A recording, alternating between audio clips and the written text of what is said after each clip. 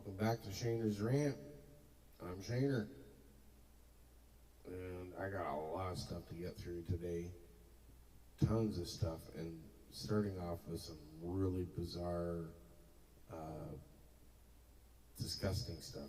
Really, it's appalling. But before we get into that, I think I got my microphone a little too loud. But I'm trying my best to fix the sound issues. I know what some of them are. There's not a whole lot I can do about it. But swigging coffee for all my fellow hard-working Canadians out there. I need all the coffee I can get. Thursday afternoon. Been up since before the birds again today, sleeping like crap. Quick update. My son is doing better. It's been touch and go. We almost lost him a couple of times. It's been scary as hell. Things have not been good, just a lot of issues. I won't get into them all, but it's not been good. And emotions up and down like a toilet seat. Scary thoughts. Praying a lot, relying a lot on God. Obviously you pray for your son, but praying for strength just to get through the day and be there for other people. Anyways, so he's doing good today. That's a blessing, and just gotta keep it up. And looking forward to him continuing to do better. Looking forward to the long weekend coming. Got some great weather coming up. Looking forward to being outside and being on the patio and some barbecue and coffee on the patio, a couple of wobbly pops on the patio. Yeah, it sounds good. Sounds real good. Anyways, I'm going to pause it for a second and I'm going to queue up some really bizarre videos.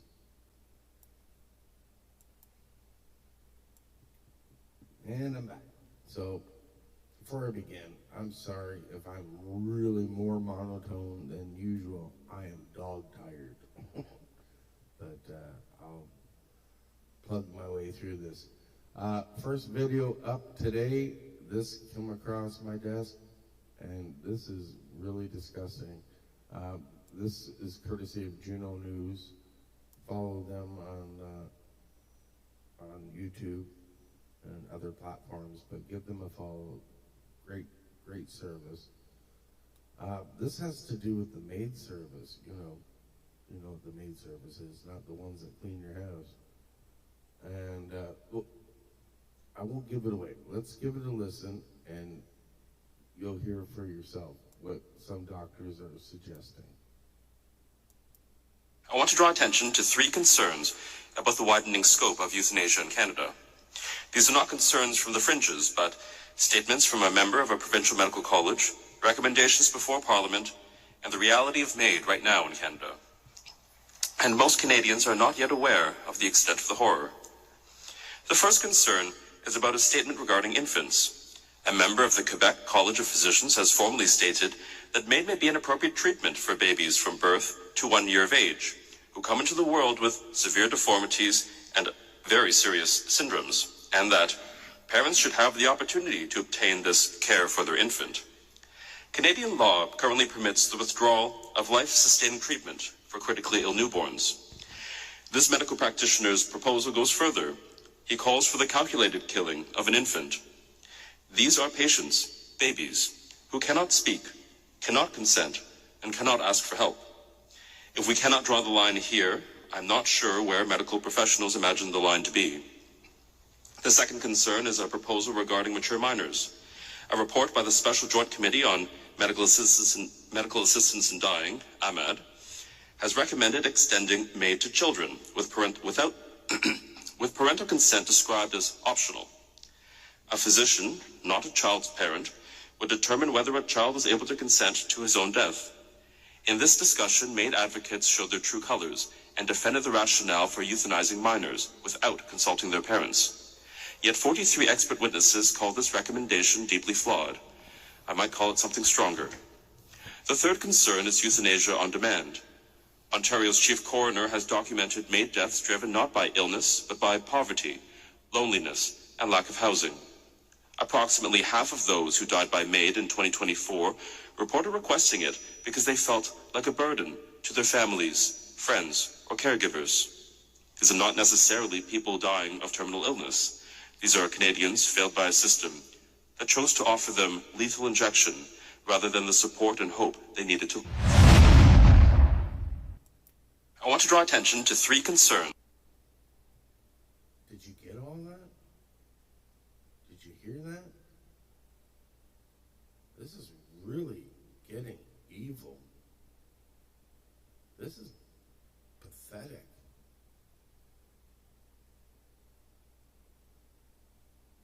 There's actually doctors out there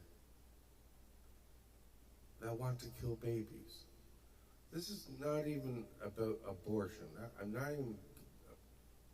not talking about that at all.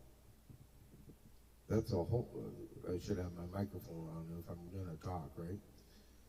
I'm not talking about abortion. A whole different subject. This is, babies are born, they have defects or issues. I don't know what the proper terminology is. Issues, abnormalities, whatever you want to call it. It's not just my son. And you want to kill them, terminate them, euthanize them is the nicer word. Wow. Let that sink in. And babies, minors,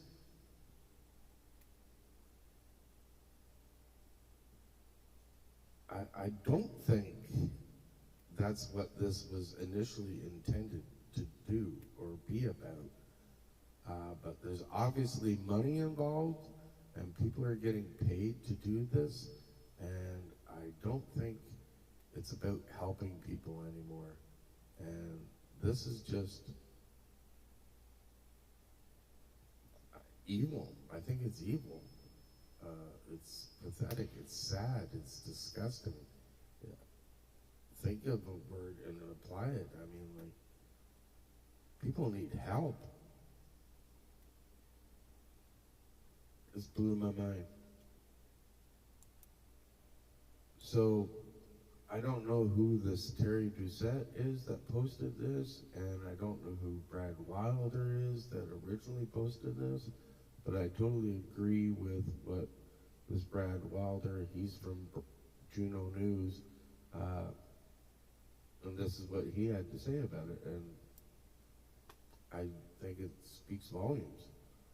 Enough is enough. This is a descending into dark eugenic-style ideology that should horrify every decent person.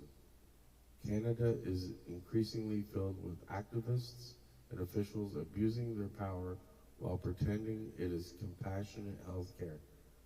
MAID, as it is being expanded, is becoming morally dangerous. This guy fully supports for terminally ill adults suffering from late-stage cancer, which I understand, who make a clear and informed choice.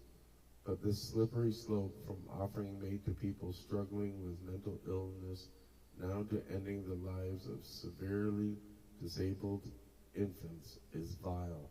That's a good word, vile. I'll go with evil, but vile is a good word. A Quebec physician reportedly suggested, and this is what the doctor in the video said, suggested assisted suicide for infants up to 1 year old with severe conditions. Babies cannot speak, babies cannot consent, babies cannot ask for help. Once a society starts deciding which humans' lives are too burdensome, too expensive, or too undesirable to protect, it enters extremely dangerous territory. If we cannot draw the line here, where exactly do some medical professionals believe the line exists? This is grotesque. This blows my mind.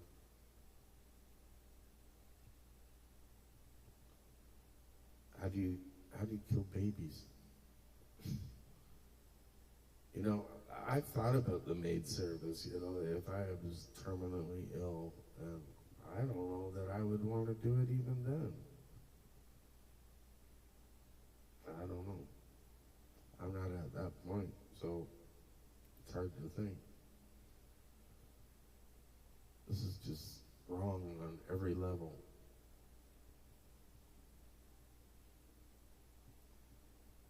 And if anybody listening to this agrees with killing a baby,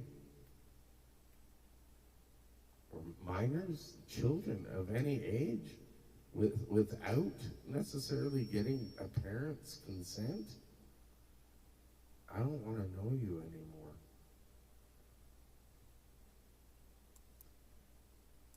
Anyhow, moving on, I'm borrowing a video clip from Northern Perspective, which is a great podcast. These guys are great. I guess it's a husband and wife team, right? They've got a lot of followers. I'm trying to plug them every time I'm using their stuff. This is the title of their video. Kids given cocaine snorting instruction booklets while opiate deaths skyrocket. I'm having a hard time talking to people today or even reading. So this happened in Barrie. I'm sure you've probably heard it by now. This has got to be old news, but this just happened yesterday.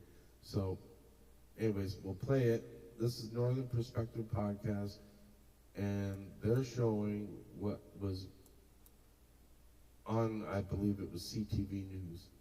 They're giving out, okay, this is disturbing. Watch this. Okay, just give it a listen. The pamphlets titled Safer... Okay, I got it. Adjust the volume there. Oh, come on.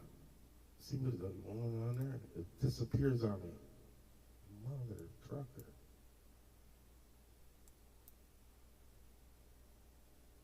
Look, I'm trying to do this. For snorting have a picture of a snort straw and a line of cocaine on the cover, and pages of safety tips for snorting drugs. Holy...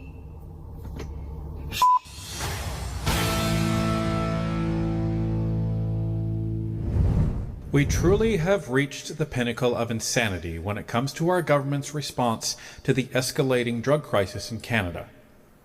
Remember the good old days where we had the Just Say No to Drugs campaign? Well, move over, folks, because Michelle Ferreri is going to give you her thoughts on the we're not going to tell you to just say no to drugs. We're going to give you an instruction manual on how to snort crack cocaine, as well as give you the actual snort tube campaign. And I wish I was joking. Let's take a look. Holy shit. I don't even know how to not swear because this is so insane. Like, so, you know, critics love to say that I'm a rage baiter or conservatives are rage baiter. I hope this makes you freaking rage. Because then maybe if you're as mad as I am or other parents or kids are, you'll actually stand up, say something, and change your vote. Listen to what's going on. Students at North Barrie Collegiate Institute received condoms and these pamphlets from Canadian Mental Health Association representatives this week. Already there's so much problems at our school with drug use, and that's not making it any better. That's literally just making it okay for them. People are thinking that's okay, and that's not at all. The pamphlets titled Safer Snorting have a picture of a snort straw and a line of cocaine on the cover, and pages of safety tips for snorting drugs. It's like kind of promoting addiction to kids, especially since they were handing out like the sticks to snort stuff with as well. We're just like thinking that they're starting to like try and interpret things too like early for kids, like when things shouldn't even be being said. Parents responded and, as usual, voiced their anger all over social media, accusing the CMHA of taking away rights of parents to talk to their children. This is very much overstepping parents. The content that was being provided is extremely inappropriate for. Can you believe this? This is not like a comedy skit. This is serious. This happened. For children. Brett Bukos has a stepchild, nephew, and multiple nieces at Barrie North. He said he is beyond disgusted and called the pamphlets despicable. What I've found a lot of feedback is, well, everybody's doing it, so why don't we just teach them to be safe about it? To me, that's a very inappropriate way in how you teach your children. The CMHA admitting fault in a statement to CTV News, saying, in part, CMHA Ontario does not seek to promote or normalize substance use among youth. We regret that unvetted materials were distributed in this context. Barrie North's principal sharing a letter saying, in part, we have taken this matter seriously and have reviewed these concerns with our community partner. This will ensure that in the future, resources that are made available to students align appropriately with harm reduction education as outlined in the Ontario curriculum expectation. Guys, this is so ridiculous. Thank you to CTV for sharing this story. Speak up, use your voice, share these stories. They are trying to silence this end of it. They're trying to normalize drug use. They're trying to normalize the thing that has killed more people in Canada than we did in the Second World War. 22 people a day die from an overdose in this country, and that's not even calculating the impact on families, communities, friends. This is an epidemic. And you have the people responsible for this policy putting in active propaganda to teach the kids to do the thing that kills them. Shame on you. I will rage all day, every day, because if we don't stand up to protect our kids, then who the hell will? I completely agree with everything that Michelle said. And I want to go back to two different spots. The one was where the CMAH, so they say, we do not seek to normalize drug use in Canada, especially among minors.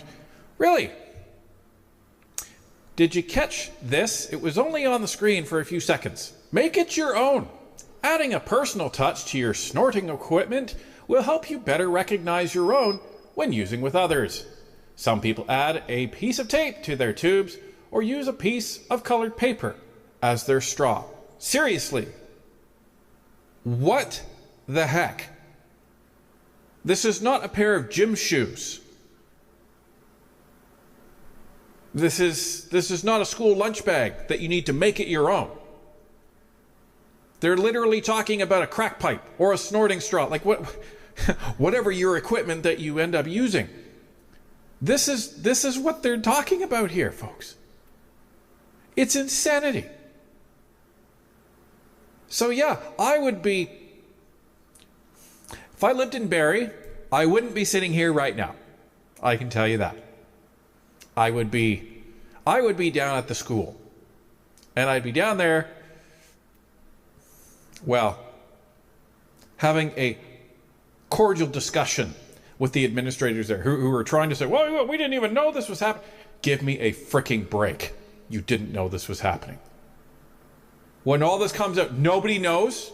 So this just magically was created out of thin air, and it was just magically approved, and it was just magically showing up at the school. Holy moly, folks. And even the kids are like, I don't think this is right. Anyways, I'm totally plagiarizing their podcast, but they're saying that I would have said, can you believe this happened?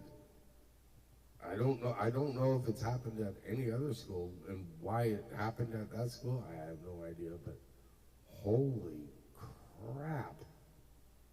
What is going on in this country? What's going on in this province?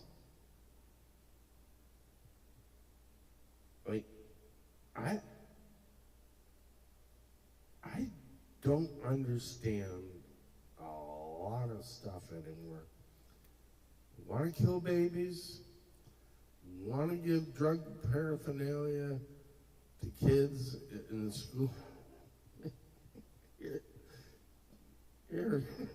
Here's how you can snort coke safely by yourself, or not by yourself, with others, color-coded.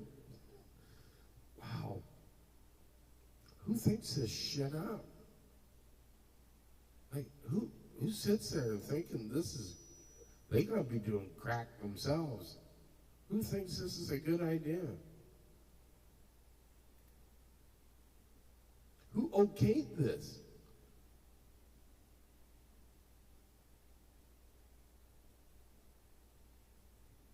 Wow. Just wow. You know, first, we started making all these safe sites for all the other drug addicts and giving them the drugs so they can do it safely near schools. And now we got people walking around like zombies, all bent over, all cracked out. My goodness. You know, I'll say, back when Trudeau first got in, and I admit I voted for him back then, I've said that on the show, I've since converted to converted to the conservative. Yeah, that's easy to say. Just because I saw how stupidly the Liberals were wasting the money and, you know, and all the other scandals and everything like that. But, you know, people warned when they legalized the marijuana that it was just going to be a gateway drug, and I didn't believe it because I just thought it was stupid for marijuana to be illegal. And it was. It was really stupid for people that, you know, they get arrested for growing weed and smoking weed, and I didn't really think it was dangerous. I still don't. I smoke some. I don't drive. I don't do anything with it while I'm on it. Just like I don't drink and drive. And I don't think people should drive while high or anything like that. Even if it's just CBD tea or something. I wouldn't. It's a buzz. Sure, it's just a numbing of pain, but it's still, you know, a buzz. It's doing something to you. And anyways, I'm ranting. But anyways, back to the gateway drug thing. I really didn't think it would open up the gateways, but, you know, as soon as it was legal, then you could start buying all kinds of stuff online and ship it from, a lot of it came from British Columbia, and I guess it still does. I don't know where else it comes from, but you can get your magic mushrooms from British Columbia and all kinds of other questionable things that I don't even know what the names are. Whatever the drugs are out there, I'm sure there's easy ways of getting them, and I don't even want to know how to get them, but it's just unreal. Yeah, back in the day we had all these, it was a big campaign by everybody to just say no to drugs. Rock stars were doing it, even though they were the ones doing the drugs, but they were doing just say no to drugs. Wrestlers, you know, boxers, movie stars. Everybody was, we didn't want the kids hooked on anything.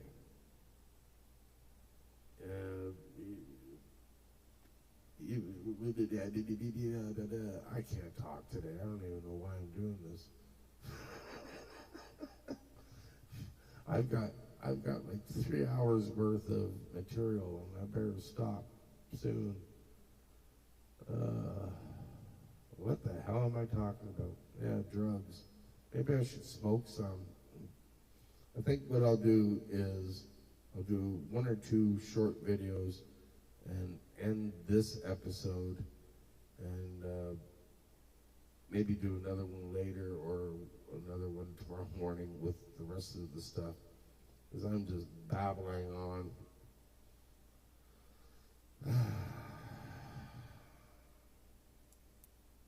I mean, what's next for the schools? Are they going to start handing out syringes? My God. What are we doing?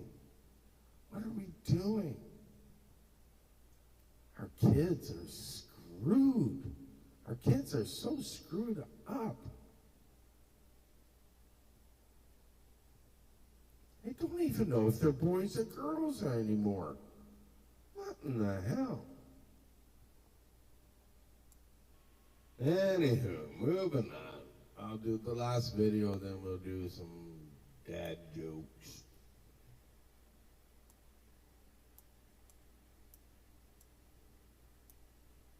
Mr. Poilievre, what have you got to say today, brother? Well, we gotta turn up the volume, church. There we go. Canada. Why is it that with the fourth biggest supply of oil beneath our feet, we have to import from Saudi Arabia and Nigeria? We have to give our raw oil to the US where they refine it and profit by sending it off to the world because we can't build our own pipelines. Why is it that with the most prodigious rivers for hydro, the fourth biggest supply of uranium for nuclear and cheap natural gas for power plants, we still can't even produce enough electricity to supply our own needs, let alone profit from selling it abroad? Why is nothing getting built? Is it because we have no projects?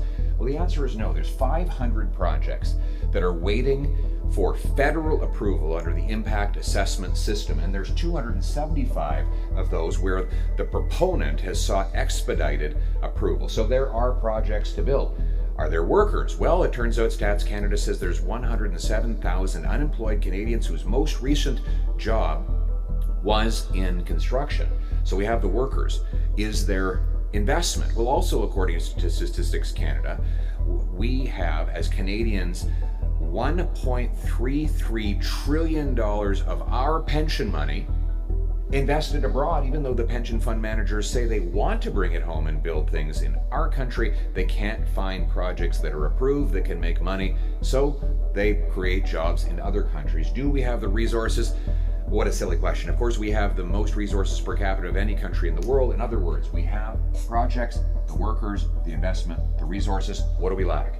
Fast, safe permits, permission to build, federal permission in the case of all these projects over here. Now, it used to be that we could approve things safely and carefully while protecting public safety and the environment and letting things get done. Under the Harper government during the Great Global Recession, we allowed 23,500 projects to go from concept to completion in just 2 years. This is to include the idea, the announcement, the approval, the workers doing the work, and the project being fully launched and in total use.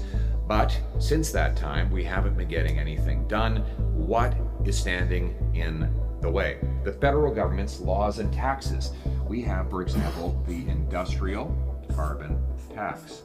And that makes it basically uneconomical for large industry to carry out the projects. Then you've got C69. C69, it kind of works like this.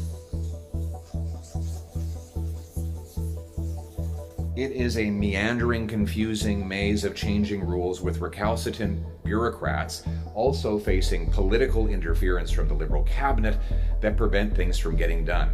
Ultimately, it is as ugly as my handwriting. And if you doubt how bad this law is, the Pipeline Association says that there will not be another major oil pipeline built in this country as long as C69 is in place. With it, we have the second slowest permits in the OECD. It takes up to 19 years to get a mine approved, and even Mark Carney agrees that this system that was brought in by the Liberal government does not work, because he says that we need a system to go around it while keeping it in place. He passed a bill called C5, which creates this office, the Major Projects Office.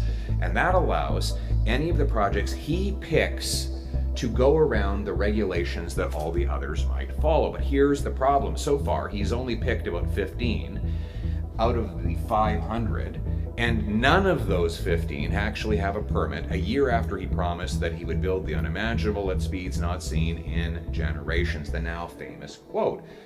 So ultimately, he proposes to keep in place all of the rules and taxes that block things from going ahead, and use a law that goes around the previous law in order to get some things done.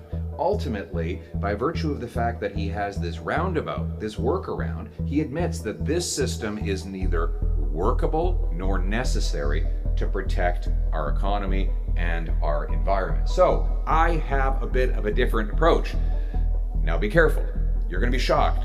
It's highly simplistic. So a lot of the very sophisticated people in Ottawa's bureaucracy and elite will not like it. But here it is. You have projects that get fast, simple, safe permits with no carbon tax. That's the system we had before. It kept us safe, it created jobs, it built things in this country. There were fewer consultants, lobbyists, lawyers, bureaucrats, and other insiders feeding off the system, but the projects went from concept to completion more quickly. I know it's simplistic, but as they taught us in elementary school, the shortest distance between 2 points is a straight line. Okay, so now we just watched what Pierre had to say there. Sounds pretty straightforward. So, if you're a liberal, what do you see wrong with that? Don't put him down. Don't say he's this or that or whatever. Just the plan of action. What is wrong with that? How is making our economy a giant, a global giant, and making us a wealthy nation, what is wrong with that? I don't know. What's wrong with that? It creates jobs, it creates more money. The more money people have,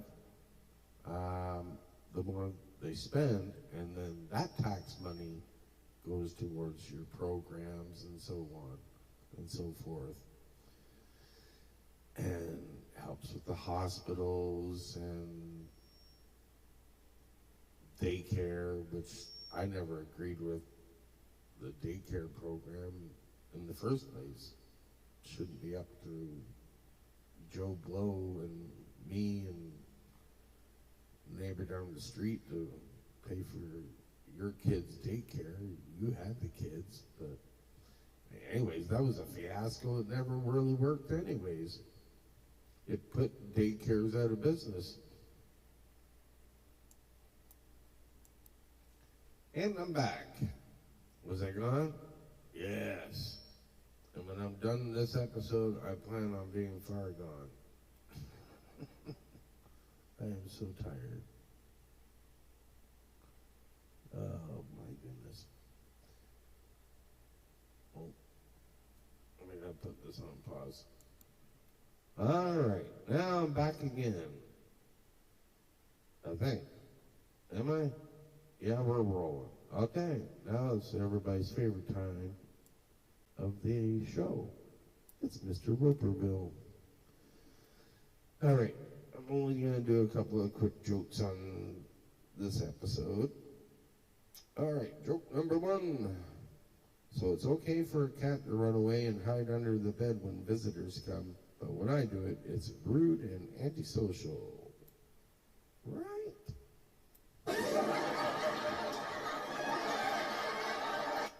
Right? I don't know. It's not really a joke. It said it was a joke, but it's not really a joke.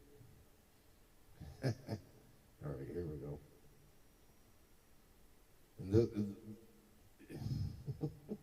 this is me today. I was going to tell a railroad joke, but I lost my train of thought.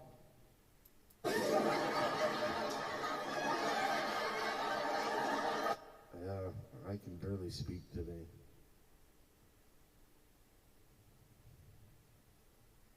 All right, this next one is not a good one, but anyway. Last one. I don't always go the extra mile, but when I do, it's because I missed my exit.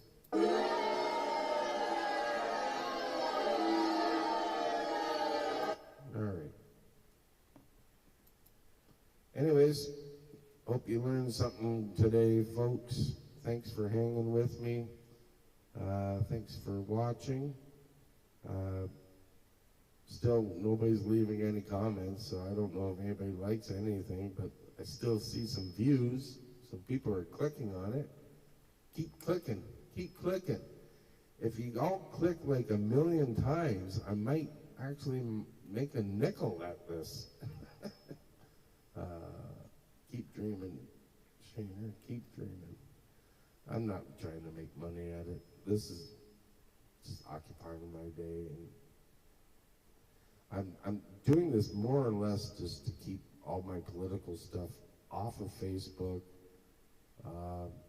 and it's a project for me. It's kind of like I play guitar. I put that online. Nobody gives a shit about that either. I sing. Nobody gives a shit. Oh well. I digress. Thank you so much for watching. Hit like, subscribe, leave a comment. What else are you supposed to do? Thank you so much again. You have been a dynamite audience, and you deserve to give yourselves a round of applause.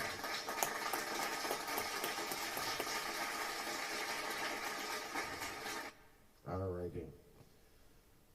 Take care of yourselves. Take care of each other. God bless and all that jazz.